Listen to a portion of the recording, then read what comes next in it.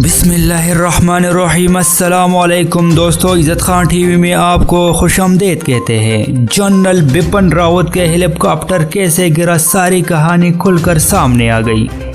General Bipin Rawat के helicopter के pilot को जहर दी जाने का इंकशाफ हुआ है।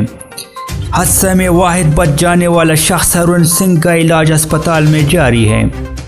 अस्पताल में उनके खून के नमूने लिए गए। खून के नमूने की रिपोर्ट से हैरानकुन इंकशाफ सामने आ गई है। जब हेलीकॉप्टर ने कोमपुर बेस से उड़ान भरी, उससे कबल पायलट को जहरालूद खाना दिया गया, जिसकी वजह से पायलट वरुण सिंह दौरान परवाज बेहोशी के आलम में चले गए।